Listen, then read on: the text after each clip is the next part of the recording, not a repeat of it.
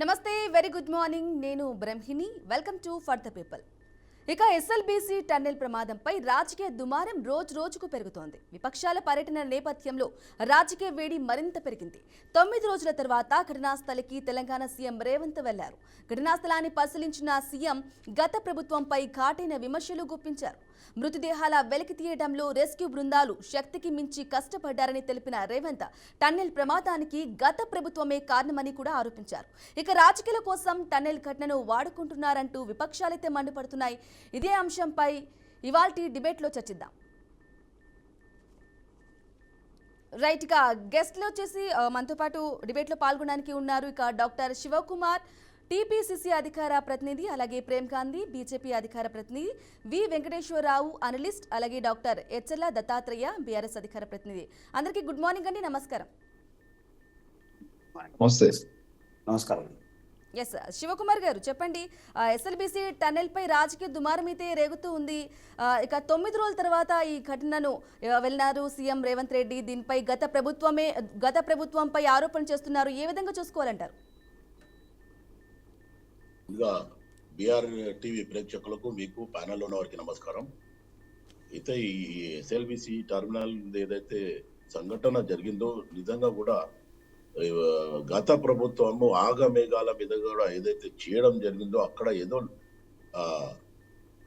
అవకతవకలు జరగడము, వీళ్ళ కమిషన్ల కకృతి గురించి కాళేశ్వరం కూడా ఎట్లా చేసిందో సేమ్ అదే విధంగా కూడా ఇది చేసి ఉంటారు. ఎందుకంటే ఈరోజు ఇంత పెద్ద నష్టం జరగడానికి కారణము ఈ తొందరపాటు నిర్ణయం వల్లనే గత ప్రభుత్వం మాక్సిమం గా 10 సంవత్సరాల మొత్తానికి తెలంగాణలో ఏ ఏ రంగంలో తీసుకున్నా ఈరోజు ఇబ్బందికరంగా చేసి వదిలేసింది. మొత్తం తెలంగాణ మొత్తం అట్లా కుట్లం అయిపోయేలాగా ఎస్ఎల్బీసీ టర్మినల్ సంఘటన కూడా ఈ 9 రోజులు దాన్ని ఇది ఛేదించడానికి 9 రోజులు పట్టింది. అక్కడ మొత్తం ఎన్డీఆర్ఎఫ్ కానీ లేకపోతే వాళ్ళంతా నిపుణులంతా అక్కడ వెళ్ళి ఒక పథకం ప్రకారం, ప్లాన్ ప్రకారం వాళ్ళంతా చేసి వెలికి తీయడం జరిగింది. కానీ ఈరోజు ఏదైతే టీఆర్ఎస్ బీఆర్ఎస్ దాన్ని ఒక రాజకీయ వేదిక లాగా వాడుకోవడం, వాళ్ళు చేసిన తప్పునే మళ్ళీ వాళ్ళే అక్కడ వెళ్ళి ఇంత లేట్ అవుతుంది, లేకపోతే ఇది ఛేదించడానికి ఇంత సమయం పట్టింది అనేది వాళ్ళు మళ్ళీ ఉన్న చందనంగా ఉన్నది ఇప్పుడు ప్రస్తుతానికి టీఆర్ఎస్ బీఆర్ఎస్ ప్రభుత్వం.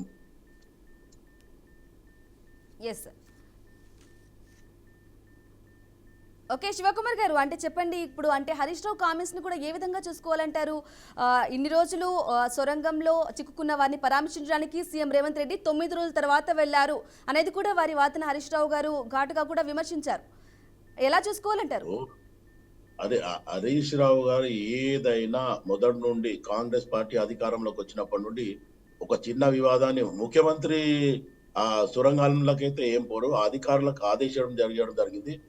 మంత్రులు ఉత్తమ్ కుమార్ రెడ్డి కూర్చొని పర్యవేక్షించారు, ఎప్పటికప్పుడు అధికారులతో మాట్లాడుతున్నారు. అంటే ముఖ్యమంత్రి రాకుండా ఉంటే పని ఆగిపోయింది అనేది హరీష్ రావు ఉద్దేశమా నాకు అర్థం కాదు. ఎందుకంటే ప్రతిదీ ఏదో ఒక రకంగా ఒక బట్టగాల్సి మీదేసేయాలనే రకంగా హరీష్ రావు మాట్లాడుతుంటాడు. దీనికి హరీష్ రావు కూడా ఆయన ప్రభుత్వంలో ఉన్నప్పుడు, వాళ్ళ టీఆర్ఎస్ బీఆర్ఎస్ ఉన్నప్పుడు ఎన్ని రకాలుగా తప్పులు చేసిరని ఆయనకు తెలియదా? ఈరోజు కాంగ్రెస్ పార్టీ ఖచ్చితంగా అధికారం వచ్చి ఒక 15 మాసాలు అయింది. 15 మాసాలనే ఈ సొరంగం ఇంత పెద్ద ఇబ్బంది కావడానికి కారకులు ఎవరు?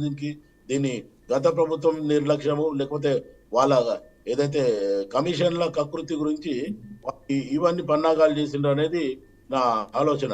ఓకే.